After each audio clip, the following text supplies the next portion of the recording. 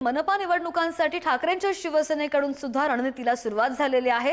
9 जूनला मुलुंडच्या कालिदास सभागृहामध्ये या मेळाव्याचं आयोजन करण्यात आलंय। लढा आपल्या मुंबईचा या माध्यमातून प्रचाराला सुरुवात होणार आहे।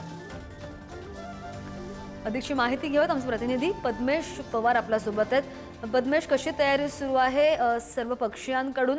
लढा आपल्या मुंबईचा हे नेमकं काय आहे आणि याचं प्रयोजन आणि संयोजन नेमकं कसं असणार आहे? नक्कीच त्याचा आपण जर पाहिलं तर ठाकरेंची सेना ही कुठेतरी आता डीएमसीच्या निवडणुका आहेत त्याच्या तयारीला लागलेली आहे। 9 तारखेला मुलुंडच्या ज्या कालिदास नाट्य मंदिरात त्यांचा एक मेळावा होणार आहे। हा जो मेळावा होणार आहे तो खूप मोठा असणार आहे, कारण याला स्वतः आदित्य ठाकरे उपस्थित राहणार आणि ते जे मुंबईतले संपूर्ण जे पदाधिकारी आहेत त्यांना मार्गदर्शन करणार आहे। आपण जर पाहिलं तर ज्या निवडणुका आहेत त्या कुठे आता तोंडावरच आहेत। गणपतीनंतर कदाचित निवडणुका लागू शकतात। त्याच्याच पार्श्वभूमीवरती आता आदित्य ठाकरे असतील किंवा उद्धव ठाकरे असतील हे कुठेतरी तयारीला लागलेले आहे। आपण जर पाहिलं तर अनेक जे माजी नगरसेवक आहेत त्यांच्या कुठे आता मिटिंगा चालू होतील, त्याचबरोबर अनेक जे पदाधिकारी आहेत त्यांच्या मिटिंगा चालू होतील।